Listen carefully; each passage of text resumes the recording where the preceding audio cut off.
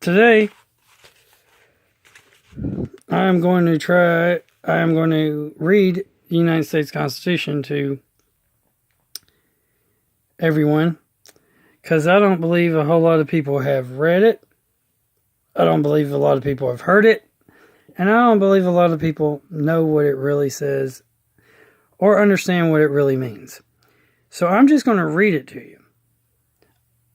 I may do videos commentating on what each part of it, each article, each section means, and I will break down each one. But for right now, I am just going to read it to you. The Constitution of the United States of America. Recommended by Philadelphia Convention, September 17th, 1787. Ratified by the 9th State, Article 7, June 21st, 1788. In effect, April 30th, 1789. The Preamble to the United States Constitution says, "We, the people of the United States, in order to form a more perfect union," which at the time that meant better union.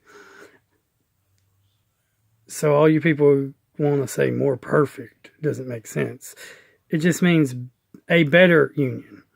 Better than what? Better than the Articles of Confederation, which I may do a video reading that too. Anyway, we the people, the Preamble of the United States Constitution. We the people of the United States, in order to form a more perfect union, establish justice, ensure domestic tranquility, provide for the common defense, promote the general welfare, and secure the blessings of liberty to ourselves, our posterity, do ordain and establish this Constitution for the United States of America. Article 1 is the legislative department. Section 1 is 2 houses.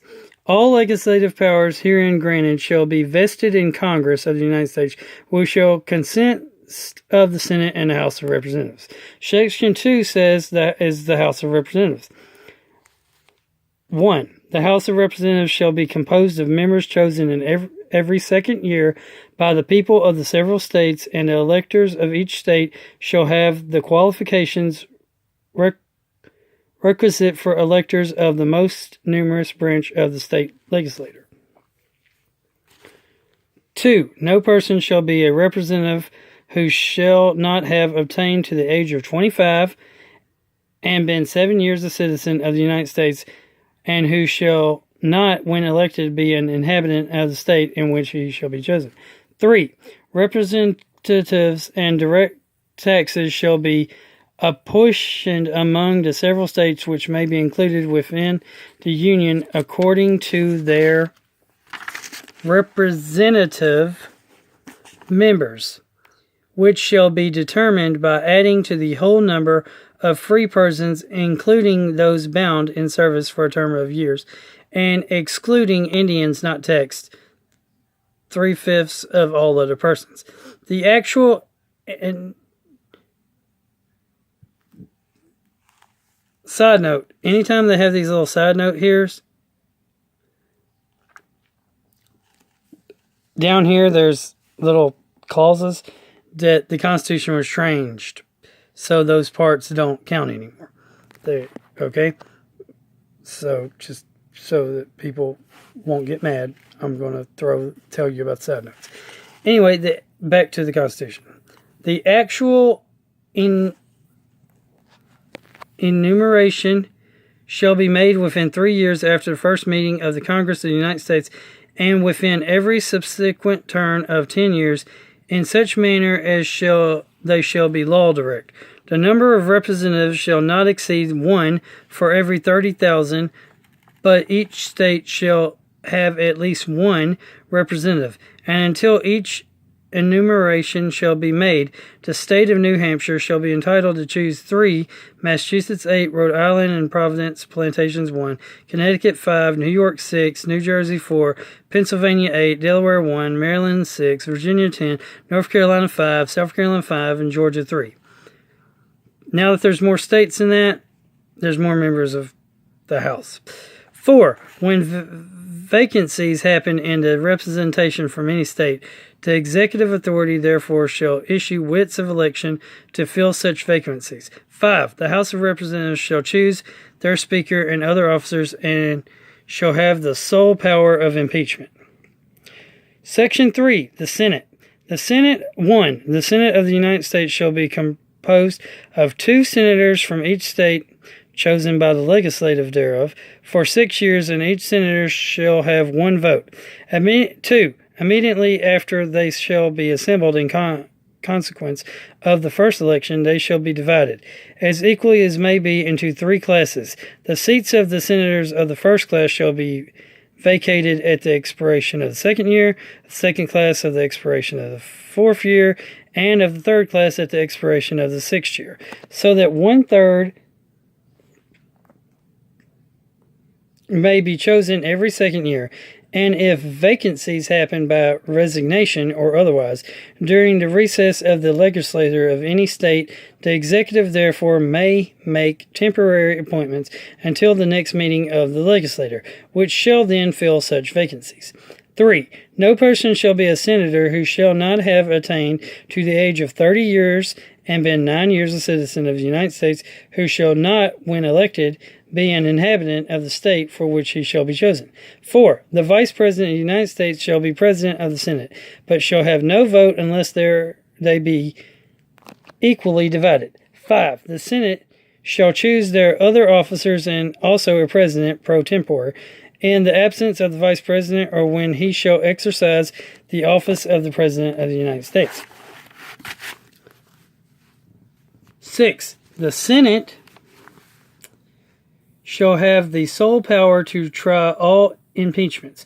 When sitting for that purpose, they shall be an oath of affirmation. When the President of the United States is tried, the Chief Justice shall preside, and no person shall be convicted without the concurrence of 2/3 of the members present. 7. Judgment in cases of impeachment shall not exceed further than to removal from office and disqualification to hold and enjoy any office of honor, trust, or profit under the United States. But the party convicted shall nonetheless be liable and subject to indictment, trial, judgment, and punishment according to the law. Section 4. Elections and meetings of Congress.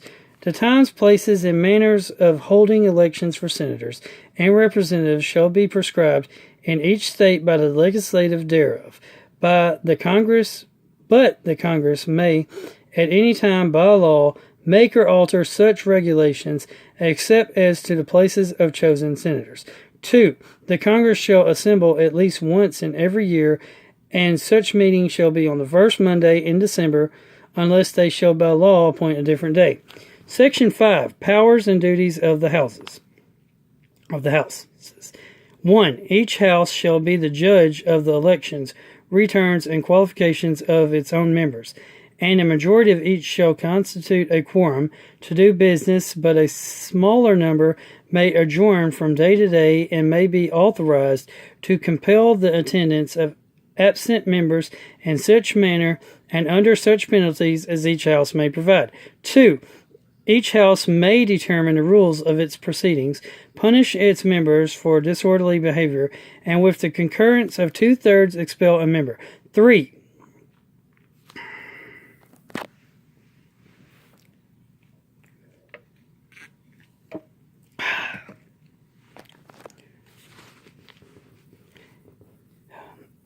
Each house shall keep a journal of its proceedings, and from time to time publish the same, except such parts as may, in their judgment, require secrecy, and the yeas and nays of the members of each house on any question shall, at the desire of the 1/5 of those present, be entered on the journal. 4. Neither house during the session of Congress shall, without the consent of the other, adjourn for more than 3 days, nor to any other place than that in which the two houses shall be sitting. Section 6. Privileges of and prohibitions upon members. 1. The senators and representatives shall receive a compensation for their service, to be ascertained by law and paid out of the Treasury of the United States. They shall, in all cases except treason, felony, and breach of the peace, be privileged from arrest during their attendance at the session of their respective house, and in going to and returning home from the same. And for any speech or debate in either house, they shall not be questioned in any other place. 2. No senator or representative shall, during the time for which he was elected, be appointed to any civil office under authority of the United States, which shall have been created, or the emoluments whereof shall have been increased during such time. And no person holding any office under the United States shall be a member of either house during his continuance in office. Section 7. Reverse bills and the President's veto. 1. All bills for raising revenue shall originate in the House of Representatives, but the Senate may propose or concur with amendments as in other bills. Every bill which shall have passed the House of Representatives and the Senate shall, before it became a law, be presented to the President of the United States. If he approves, he shall sign it, but if not, he shall return it with his objections to the House in which he shall have originated, who shall enter the objections at large on their general and proceed to reconsider it. If, after such reconsideration, 2/3 of the House shall agree to pass the bill, it shall be sent together with the objections to the other House, by which it shall likewise be reconsidered, and if approved by 2/3 of that House, it shall become a law. But in any such cases, the votes of both houses shall be determined by yeas and nays, and the names of the persons voting for and against the bill shall be entered onto the journal of each house respectively. If any bill shall not be returned by the President within 10 days, Sundays excluded or accepted, after it shall have been presented to him, the same shall be a law in like manner as if he had signed it, unless the Congress by their adjournment prevent its return, in which case it shall not be law. 3. Every order, resolution, or vote to which the concurrence of the Senate and House of Representatives to the President of the United States and before the same shall take effect, shall be approved by him, or being disapproved by him, shall be passed by 2/3 of the Senate and House of Representatives according to the rules and limitations prescribed in the case of the bill. Section 8. Legislative powers of Congress. The Congress shall have power to 1. Lay and collect taxes, duties, imports, and excesses, to pay the debts and provide for the common defense and general welfare of the United States, but all duties, imports, and excesses shall be uniform throughout the United States. Translation: Congress, not IRS, collects it, and uniform means fair tax. It means fair tax, meaning you can't tax one person more than another. This unequal distribution of wealth is a violation of Section 8(1) of the United States Constitution. Just wanted to throw that in there. 2. To borrow money on the credit of the United States. 3. To regulate commerce with foreign nations and among the several states and with the Indian tribes. 4. To establish a uniform rule of naturalization and uniform laws of the subject of bankruptcies throughout the United States. Uniform, again, always means same, equal, same. Is this 5? 5. To coin money, regulate the value therefore and of foreign coin, and fix the standard of weights and measures. 6. To provide for the punishment of counterfeiting the securities and current coin of the United States. 7. To establish post office and post roads. 8. To promote the progress of science and useful arts by securing for limited times to authors and inventors the exclusive right to their respective writings and discoveries. 9. To constitute tribunals inferior to the Supreme Court.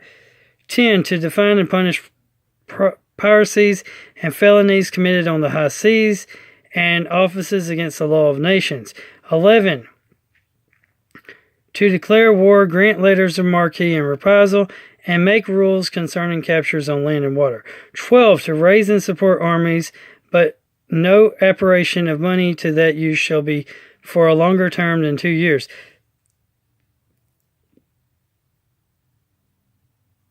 13. To provide and maintain a navy. 14. To make rules for the government and regulation of the land and naval forces. 15. Provide for calling forth the militia to execute the laws of the Union, suppress insurrections, and repel invasions. 16. To provide for organizing, arming, and disciplining the militia, and for governing such part of them as may be employed in the service of the United States, reserving to the states respectively the appointment of the officers and the authority of training the militia according to the discipline prescribed by Congress. 17. To exercise exclusive legislation in all cases whatsoever over such district, not exceeding 10 miles square, as may by cession of particular states and acceptance of Congress become the seat of the government of the United States, and to exercise like authority over all places purchased by the consent of the legislature of the state in which the same shall be for the erection of forts, magazines, arsenals, dockyards, and other needful buildings. And 18. So that Congress is only supposed to do these 18 things. To make all laws which shall be necessary and proper for carrying into execution the foregoing powers and all other powers vested by the Constitution of the United States, the Constitution and the government of the United States, or in any department of officers thereof. Section 9. Prohibitions upon the states. The migration or 1. The migration or importation of such persons as any of the states now existing shall think proper to admit shall not be prohibited by the Congress prior to the year 1808. But a tax or duty may be imposed on such importation not exceeding $10 for each person. 2. The privilege of the writ of habeas corpus shall not be suspended unless when in cases of rebellion or invasion the public safety may require it. 3. No bill of attainder or ex post facto law shall be passed. 4. The capitalization or other direct tax shall be laid unless in proportion to the census or enumeration hereinbefore directed to be taken. 5. No tax or duty shall be laid on articles exported from any state. 6. No preference shall be given by any regulation of commerce or revenue to the ports of one state over those of another, nor shall vessels bound to or from one state be obliged to enter, clear, or pay duties in another. 7. No money shall be drawn from the treasury, but in consequence of appropriations made by law, and a regular statement and account of the receipts or expenditures of all public money shall be published from time to time. 8. No title of nobility shall be granted by the United States, and no person holding any office or profit or trust unto them shall, without the consent of Congress, accept any present emolument, office, or title of any kind whatever from any king, prince, or foreign state. Section 10. Prohibitions upon the states. 1. No state shall enter into any treaty, alliance, or confederation, grant letters of marque and reprisal, coin money, emit bills of credit, make anything but gold and silver coin, a tender in payment of debts, pass any bill of attainder, ex post facto law, or law implying the obligation of contracts, or grant any title of nobility. No state shall, within the consent of the Congress, lay any imposts or duties or imports or exports except what may be absolutely necessary for executing its inspection laws, and the net produce of all duties and imports laid by any state on imports or exports shall be for the use of the Treasurer of the United States, and all such laws shall be subject to the revision and control of the Congress. 3. No state shall, without the consent of Congress, lay any duty of tonnage, keep troops or ships of war in time of peace, enter into any agreement or compact with another state or with a foreign power to engage in war unless actually invaded or in such imminent danger as will not admit of rely. Article 2, I will continue in my next video because I've already talked 20 minutes. I need a second to do my breath, and I'm only allowed 30-something minutes on these videos anyway. So remember, remember, like, comment, subscribe, and share this. And remember, God is good all the time. All the time, God is good, and that Jesus loves you. And Article 2 will be on my next video. So have a great day. And